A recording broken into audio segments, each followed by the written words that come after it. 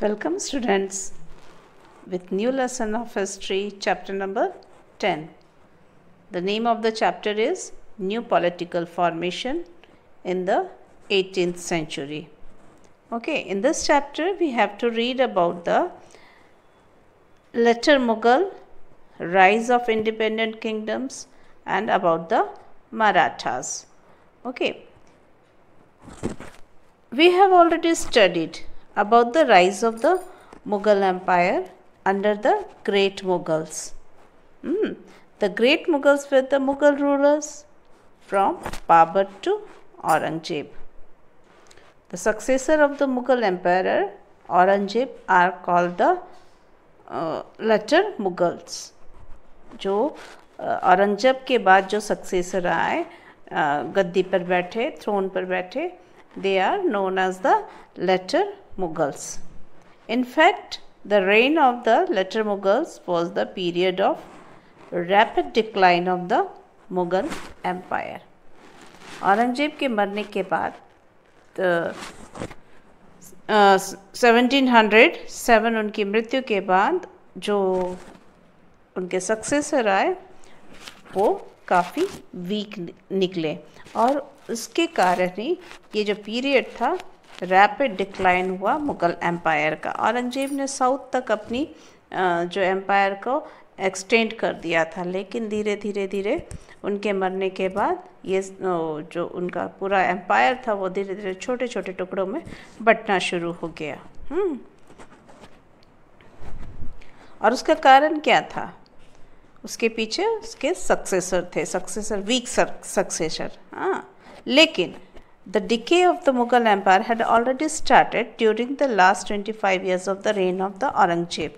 औरंगजेब के जो last 25 years थे उसी दौरान से इसकी डिक्लाइनेशन इस एम्पायर की शुरू हो गई थी और उसके पीछे his intolerant policy caused revolts in different parts of empire.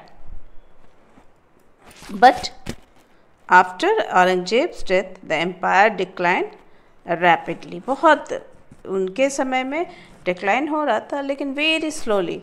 लेकिन उनके डेथ के बाद, औरंगजेब के डेथ के बाद ये जो डिक्लाइन होना शुरू हुआ एम्पायर में वो बहुत ही तीव्र गति से हुआ। ठीक है, तो यहाँ पर जिसके कारण the rise of the independent kingdoms, it cause the rise of the independent kingdoms, बहुत सारे इंडिपेंडेंट किंगडम्स का उदय हुआ। ठीक है, उनमें से एक थे मराठास, सिख्स। हम यहाँ पर case study of the Maratha करेंगे। ठीक है, तो ये तीन चीज़ें आपको ध्यान रखना है कि हमें इस चैप्टर में पढ़ना है। यहाँ देख रहे हैं at a glance political formation during 18th century. तो अब है क्या है, reasons behind the downfall the Mughals. अब ये जो 18th सेंचुरी में जो पॉलिटिकल फॉर्मेशन हुआ उसके पीछे कारण क्या था?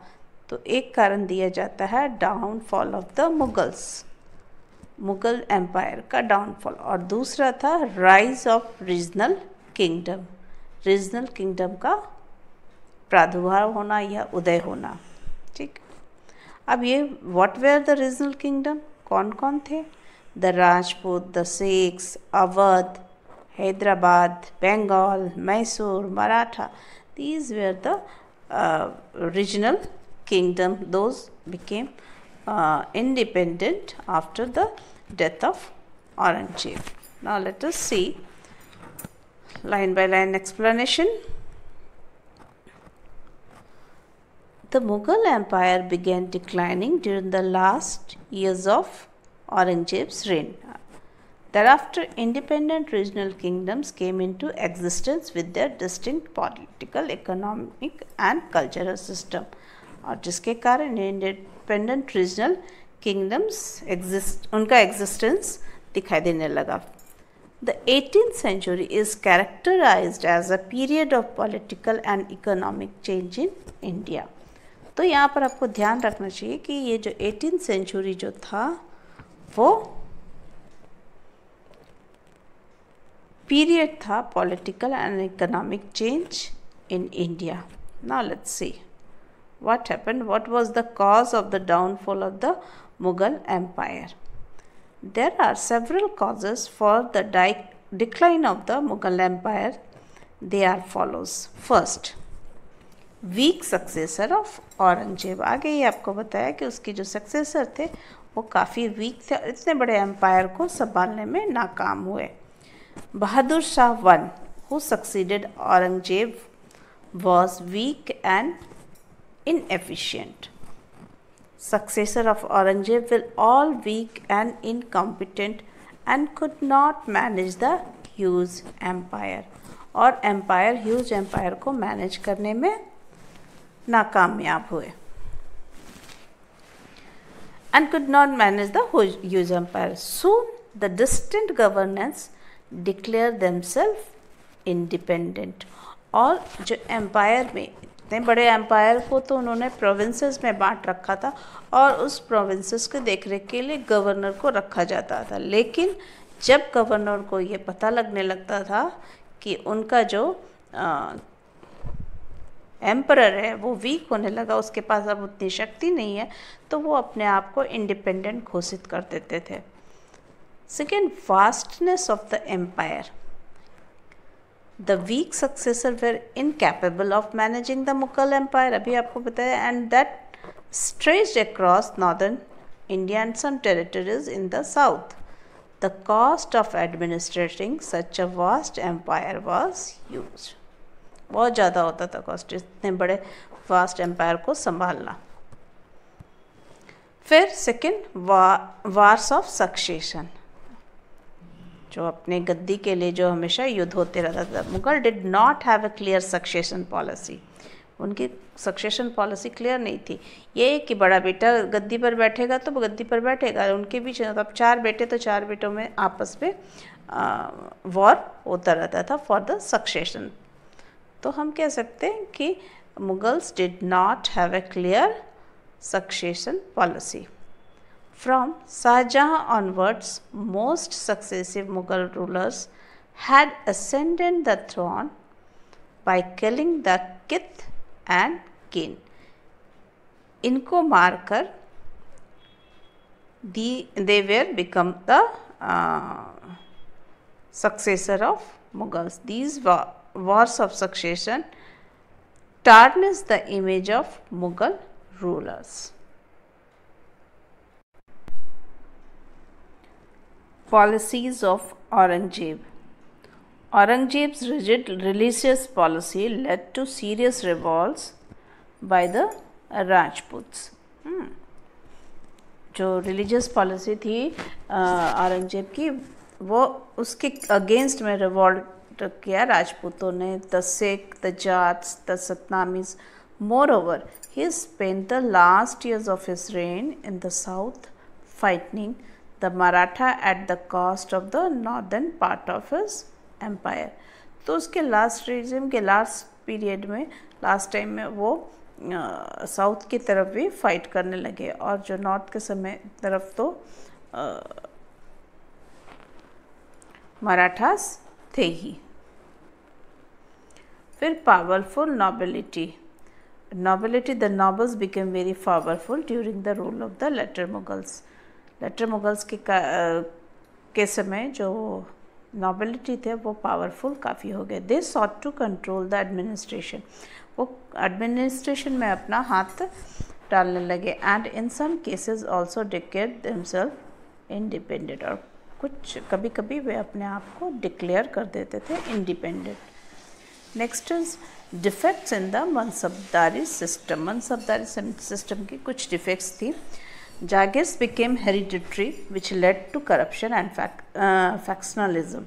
अभी क्या हुआ, पहले था कि जो जागीरदारी सिस्टम थे हेरिडिटरी नहीं थी, लेकिन इनके समय में जो है जागीरदारी सिस्टम और काफ़ी बड़ा जो रजीम हो जाने के कारण एम्पायर इनको संभालना मुश्किल हो गया था. जो जागीरदारी थे वो हेरिडिटरी होने लगी और फिर उनके बीच करप्शन और फैक्शनलिज्म आने लगा. नादिर शाह इन्वेशन. इसी दौरान नादिर शाह ने भी आक्रमण किया था after the death of Aurangzeb 1739 में. Nadir Shah's raid of Delhi rang the death knell of the Mughal Empire. Nadir Shah carried away enormous wealth, including the Kohinoor diamond and the peacock throne. Nadir Shah को जब यहाँ के बारे में पता चला कि ये बहुत वेल्दी कंट्री है, तो उसने सिर्फ लूटने के इरादे से अफ़गानिस्तान से यहाँ पर उसने हमला किया.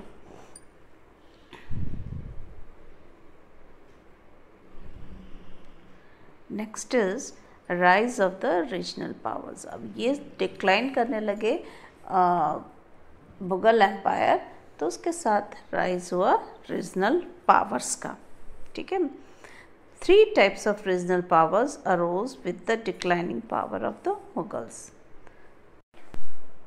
Firstly, there were the old provinces of the Mughals, such as Awadh, Bengal, and Hyderabad, who, though independent, maintained a connection with them in name.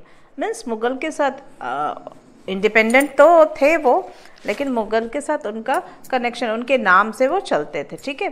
Secondly, there were the so called watan jagirs of the Rajputs, who had managed to exist with considerable independence under the Mughals. Means वो क्या थे, वो धीरे धीरे वो वतन जागीर क्या था कि मुगलों ने उनको डिफीट किया था, फिर बाद में वापस उनको राज करने के लिए उन राजपूतों को उनका किंगडम दे देते थे, बट इसके एवज में उनको वापस उनको रेवेन्यू देना पड़ता था राज्य का मुगलों को. ठीक है.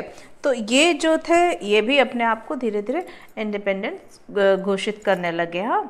Thirdly, there were the powers that rebelled against the Mughals and declared their independent status such as Jat, Marathas and so on. अब यहाँ पर रिबेल्ड में विद्रोही कुछ थे जो मुगल्स के अगेंस्ट में अपने आप को इंडिपेंडेंट स्टेटस देने लगे, और वो कौन थे? जाट थे, मराठा थे, राजपूत थे, सिख्स थे.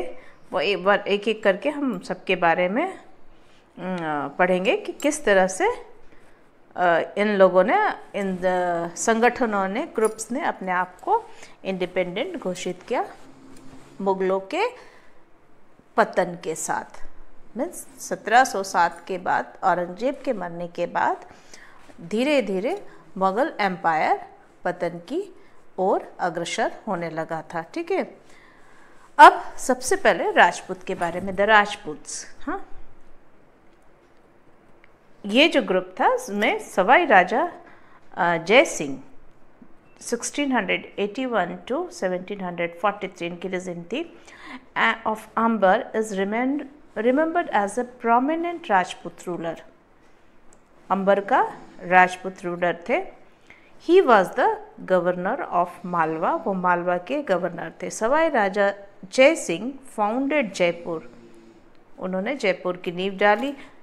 Who one of the finest planned cities of India and the capital of the present day state Rajasthan. ठीक है. अब ये किसी से पूछा जाए कि हु फाउंडेड जयपुर, तो आपको याद रखना है सवाई राजा जय सिंह. और उनका एक बहुत ही फेमस जो स्ट्रक्चर है, मॉन्यूमेंट जो है जंतर मंतर, है ना. N accomplished astronomer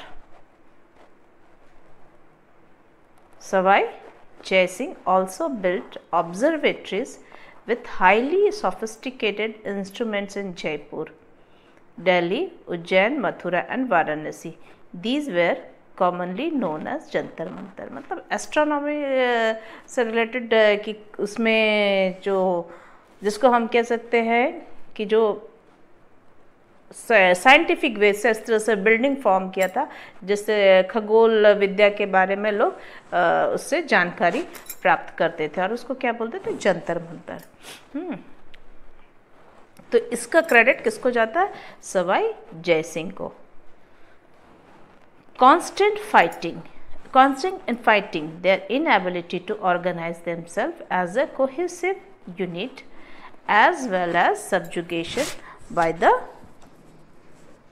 Marathas, led to the decline of the Rajputs. अब इनकी तो जो लगातार जो है फाइटिंग होती रही, और मराठास के साथ, मुगलों के साथ, तो जिसके कारण ये अपने आप को यूनाइट करने में ये धीरे धीरे इनएबल हो गए, inability to organise themselves and as well subjugation by the Marathas, और मराठाओं के दमन नीति का भी वो कुछ हद तक शिकार हुए। इस तरह से इनकी डिक्लाइन, राजपूतों की डिक्लाइन होती गई। यहाँ पर आप देखो, connect to history, many forts were constructed by the Rajputs to defend their centres of power. Means उनका जो, उन्होंने इस तरह से पैलेस, कई मैसिव स्ट्रक्चर उन्होंने बनाए थे, पैलेसेस बनाए थे, और जहाँ पर रहने के लिए थी, टेम्पल्स थे, वाटर रिजर्वियर थे, और ट्रेडिंग सेंटर भी था। अब नेक्स्ट है जो group, that is Sikh. Regional kingdom जो थे सिखों का था, वो कौन थे, कैसे थे, कहाँ उन्होंने एस्टेब्लिश किया? Let's see. गुरु गोबिंद सिंह, जिनका रजीम था 1666 to 1708, he was the 10th Sikh Guru, organized the Sikh into a Khalsa और military brotherhood। उन्होंने सिखों को ऑर्गेनाइज किया और खालसा जो है उनकी नींव डाली, and fought against the Mughals and the neighboring hill states। ठीक है, the Sikhs were however defeated by the Mughals।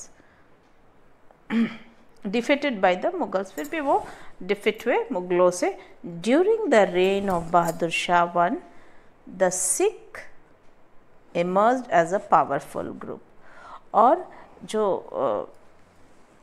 Bahadur Shah I के समय जो है सिख एक पावरफुल ग्रुप के रूप में फिर से सामने आए, अंडर द लीडरशिप ऑफ बंदा बहादुर के लीडरशिप में, who fought the Mughals for 8 years, और 8 वर्षों तक लगातार उनके साथ वो लड़ाई करते रहे।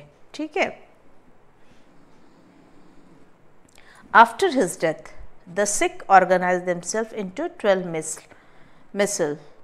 अब ये है इनके बंदा बहादुर की डेथ के बाद फिर सिख ने अपने आप को 12 ग्रुप्स में फिर से संगठित किया, और फिर बाद में it is also organised by the single force. ये 12 ग्रुप को फिर एक ग्रुप में, सिंगल फोर्स में ऑर्गेनाइज्ड किया महाराजा रंजीत सिंह जी ने।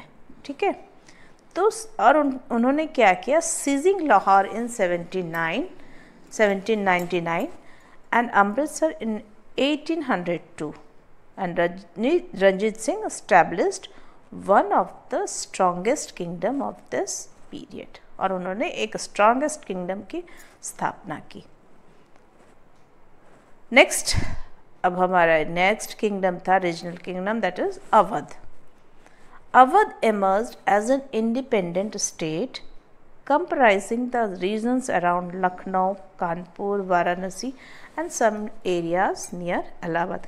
मीन्स ये जो सारे अवध में कौन कौन से रीजन आते थे, आज के ये लखनऊ, कानपुर, वाराणसी एंड कुछ पार्ट ऑफ इलाहाबाद।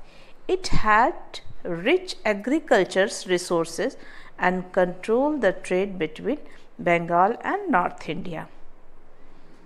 और इसी रास्ते से बंगाल और नॉर्थ इंडिया के बीच क्या होता था, ट्रेड होता था, उसको कंट्रोल करता था ये अवध। और the first nawab of Awadh was Burhanul Mulk Saadat Khan था फर्स्ट जो नवाब था। He was appointed as a subedar of Awadh, उसको अपॉइंट किया गया था subedar of Awadh. Saadat Khan reduce the number of jagirdar in the state. उसने सबसे पहले क्या किया, जब उसको अपॉइंट किया गया, वो मुगल के दरबार का एक नोबल था और उसे अपॉइंट किया गया नवाब एज ए अवध में, और एज ए सूबेदार उसको अपॉइंट किया गया, लेकिन बाद में वो नवाब बन गया। उसने सबसे पहले जो जागीरदार सिस्टम थी इन स्टेट, उसमें उसको रिड्यूस किया। नंबर ऑफ जागीरदार्स जो होते थे, रेवेन्यू कलेक्ट करते थे फार्मर्स से या बड़े बड़े किसानों से, लैंडलॉर्ड से, उनको सब पहले कम किया। He also appointed revenue farmers. अभी उन्होंने जागीरदार की जगह किसको दे दी, रेवेन्यू फार्मर्स को, बड़े किसानों को, और जो क्या कहलाता था, इजरादार्स। They are called ijaradars. ठीक है। Who collected revenue on behalf of the nawab, और नवाब के एवज में वो लोगों से रेवेन्यू कलेक्ट करता था and paid the Awadh state a fix sum of money, और एक फिक्स्ड अमाउंट स्टेट को, अवध स्टेट को पे करते थे। आई बात समझ में? तो यहाँ पर इसने क्या किया, सादत खान ने रिड्यूस कर दिया नंबर ऑफ जागीरदार्स, और जागीरदार्स के हाथों से हटाकर रेवेन्यू कलेक्शन के लिए रेवेन्यू फार्मर्स अपॉइंट कर दिए। Okay, sorry. Next point is he was succeeded by his son in law Safdar जंग, और उसके बाद उनका सन इन लॉ गद्दी पर बैठा Safdar Jang, under whose reign the state of Awadh extended up to Rohilkhand. और ये उनका जो सन इन लॉ है सफदर जंग ने अवध की गद्दी संभाली, और उसके बाद उसने इसको अपने राज्य का विस्तार जो है रोहिलखंड तक किया। Okay, next regional centre is Hyderabad. Hyderabad, Nizam ul Mulk Asafja was powerful Mughal noble in the court of Farrukhsiyar and Muhammad Shah। ठीक है, मुगल एम्परर थे फर्रुखशियार, उनके कोर्ट का एक पावरफुल नॉबल था Nizamul Mulk Asafjah. Initially he was interested with the governorship of Awadh and later given charge of the Deccan. पहले उनको अवध का सौंपा गया गवर्नरशिप, लेकिन बाद में उनको डेक्कन का चार्ज दे दिया गया। As a Mughal subedar all financial and military powers were concentrated in his hand. As a Mughal subedar वो था तो उसके पास सारे मिलिट्री और फिनेंशियल पावर्स थे। He was responsible for managing the executive and judicial departments। Executive और जुडिशियल डिपार्टमेंट भी वो मैनेज करता था। The title of Nizam ul Mulk was conferred upon him by Farrukhsiyar, और फर्रुखशियार ने उसे निजाम उल मुल्क के टाइटल से नवाजा। Thereafter, with the decline of Mughal authority, Asafja established the independent state of Hyderabad in 1724। Mughal authority की जब डिक्लाइन होने लगी तो आसफजा ने अपने को इंडिपेंडेंट स्टैब्लिश कर लिया स्टेट ऑफ हैदराबाद, हैदराबाद के नाम से 1724 में। He founded the Asafjahi dynasty, और उसने आसफजाही डायनेस्टी की नींव डाली। And his successor known as Nizams. Hyderabad में इन निजाम्स ने काफ़ी सालों तक राज किया। Set up an efficient system of administration and brought the rebellious zamindar in the Deccan region under their control. तो निज़ाम ने जो उनके सक्सेसर क्या कहलाए, निज़ाम क्या है, and they set up a efficient administration. और उन्होंने क्या, बहुत सारे रेबिलियन जमींदारों को डेक्कन रीजन में अपने कंट्रोल में लेके आए। The Nizam also oppose the growing power of the Marathas, और निजामों ने मराठास की जो ग्रोइंग पावर जो बढ़ रहे थे उसको हमेशा कुचलने की और उसको अपोज करते आए। नेक्स्ट, बंगाल। अब हमने देखा यहाँ पर फर्स्ट किंगडम अवध के बारे में और हैदराबाद का। थर्ड वन था बंगाल। ये भी मुगलों का एक बड़ा किंगडम था, जिसको the nawabs of Bengal governor के रूप में वहाँ पर जो है मुर्शिद कुली खां को अपॉइंट किया गया। अभी बताते हैं। The Nawab of Bengal were initially appointed as a governor of the region, taking advantage of the political instability at the Mughal court, they became de facto rulers। अब इन्होंने क्या किया, यहाँ पर भी जो मुर्शिद कुली खां उसको एज ए गवर्नर अपॉइंट किया गया बंगाल में, लेकिन उन्होंने क्या फ़ायदा उठाया, जो मुग़ल कोर्ट में पॉलिटिकल इंस्टेबिलिटी थी, उसके जो शख्स असर थे उसका इन्होंने फ़ायदा उठाया और ख़ुद को इंडिपेंडेंट घोषित करके एक्चुअल रूलर्स खुद को घोषित कर दिया। तो the Mughal emperor Farrukhsiyar appointed Murshid Quli Khan as the governor of Bengal in 1717. The later declared his independence and shifted his capital from Dhaka to Murshidabad. अब उसने क्या किया कि जो उनका जो कैपिटल था बंगाल का ढाका, उसको शिफ्ट कर दिया मुर्शिदाबाद. तो किसने अपॉइंट किया मुर्शिद कुली खां को? फर्रुखशियार ने, बंगाल का governor. He was succeeded by Sujauddin and Alivardi Khan. उसके बाद सुजाउद्दीन और अलीवर्दी खान बंगाल के नवाब बने. The Nawabs took a number of steps for efficient administration of Bengal in terms of restructuring the administration, effectively tackling corrupt and inefficient officers. अपने जो एडमिनिस्ट्रेशन को चलाने के लिए कई तरह के उन्होंने फिर एडमिनिस्ट्रेशन में भी रीस्ट्रक्चर्ड किया. effectively tackling corrupt and inefficient officials, जो कि सभी जगह रेबिलियन तो थे ही, यहाँ भी उनको रेबिलियन कई तरह से मिले. बहुत करप्ट और इनएफिशिएंट ऑफिशियल्स थे, उनको बहुत टैक्टफुली उन्होंने टैकल किया. Encouraging the growth of agriculture, और एग्रीकल्चर को काफ़ी बढ़ावा दिया. ट्रेड एंड इंडस्ट्री को बढ़ावा दिया. And regularising the collection of revenue, और कलेक्शन और रेवेन्यू था जो उसे रेगुलराइज किया प्रॉपर तरीके से. तो इस तरह से नवाब मुर्शिद कुली खान ने एडमिनिस्ट्रेशन, बंगाल के एडमिनिस्ट्रेशन पर अपना पूरा आधिपत्य जमा लिया था. अब आते हैं जाट्स. ये भी रीजनल किंगडम थी जो मिडिवल पीरियड में इन्होंने अपने आप को इंडिपेंडेंट घोषित किया after the decline of the Mughals. The Jat consolidated their power under their leader Chudaman. Chudaman के अंडर में उन्होंने अपने पावर को, सबने जैसे सिखों ने किया उसी तरह से जाट ने भी कॉन्सोलिडेट किया. And brought the region between Delhi and Agra under their control. Delhi और आगरा के बीच का जो पार्ट था उन्होंने अपने कंट्रोल में ले लिया. The Lohagarh, the iron fort in Bharatpur was built by Surajmal. Lohagarh iron fort in Bharatpur was built by the Surajmal. ये देखो, the Dig palace in garden palace built by the Jat rulers.